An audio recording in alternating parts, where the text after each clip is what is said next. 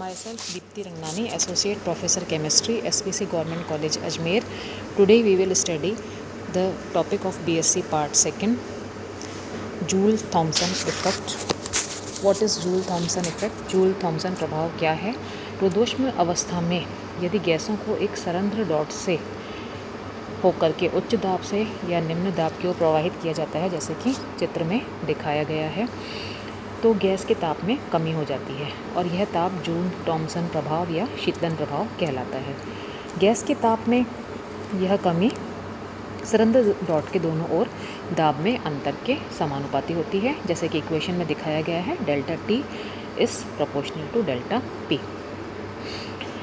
इसको देखने के लिए हम एक नलिका लेते हैं, जैसे कि चित्र में दर्शाया गया है। एस डैश ताप अवरोधी पदार्थ की बनी एक नलिका है, जिसके मध्य भाग में एक सरंध्र झिल्ली या सरंध्र डॉट ए लगा हुआ है।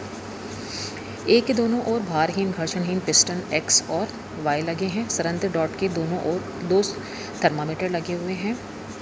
पूरे उपकरण को एक ऊष्मारोधी अवस्था में रखा जाता है, जिससे कि बाहर से ऊष्मा का विनिमय न हो। जब बाईं ओर के पिस्टन एक्स के द्वारा दाब लगाकर गैस को सरंध्र डॉट ए की तरफ प्रवाहित करते हैं, तो दाईं ओर गैस का प्रसार हो जाता है और ताप में कमी होती है। इस प्रभाव की ऊष्मागतिक व्याख्या हम इस तरह से कर सकते हैं कि माना कि एक गैस जिसका आयतन या दाब V1 और P1 है, जैसा कि इस चित्र में दिखाया गया है, सरंध्र डॉट और पिस्टन एक्स के बीच भरी हुई है। इस गैस को धीरे धीरे पिस्टन एक्स के द्वारा सरंध्र डॉट से होकर प्रवाहित करते हैं। पिस्टन वाई बाहर की ओर जाएगा और गैस का आयतन V2 और P2 तक प्रसार होगा।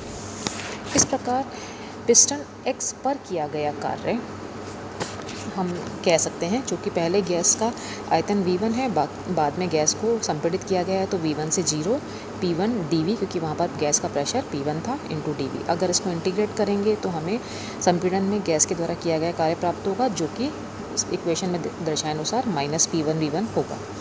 अब पिस्टन वाई द्वारा किया गया कार्य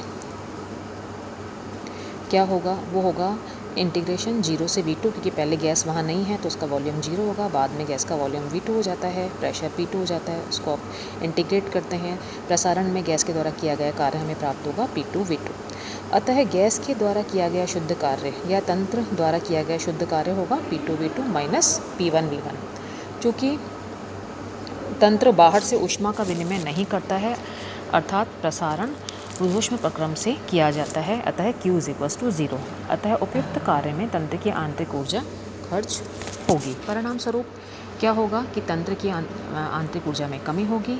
यदि E1 और E2 तंत्र की दोनों अवस्थाओं में आंतरिक ऊर्जा हो, तो ऊर्जा में कमी होगी E2 - E1। तो हम इस इक्वेशन को लिख सकते हैं, डेल्टा E = Q - W, और Q 0 है, इसलिए 0 - W, या हम लिख सकते हैं E2 - E1 = P2 V2 minus P1 V1, या हम लिख सकते हैं P2 V2 minus P1 V1 = E1 minus E2, या इसको हम रीअरेंज करके लिख सकते हैं E2 plus P2 V2 = E1 plus P1 V1। इसको हम लिख सकते हैं H2 = H1, या लास्ट इक्वेशन के द्वारा हम इसको लिख सकते हैं H2 - H1 = डेल्टा H = 0।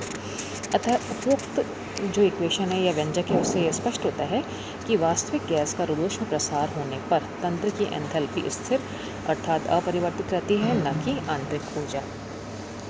इस तरह से हम जूल-थॉमसन प्रभाव की व्याख्या जो है इस एक्सपेरिमेंट के द्वारा कर सकते हैं कि जूल-थॉमसन प्रभाव में वास्तविक गैस के रुद्धोष्म प्रसार होने पर तंत्र की एंथैल्पी स्थिर अर्थात अपरिवर्तित रहती है, न कि आंतरिक ऊर्जा। अब हम जूल-थॉमसन कोफिशिएंट की स्टडी नेक्स्ट लेक्चर में करेंगे। Thank you.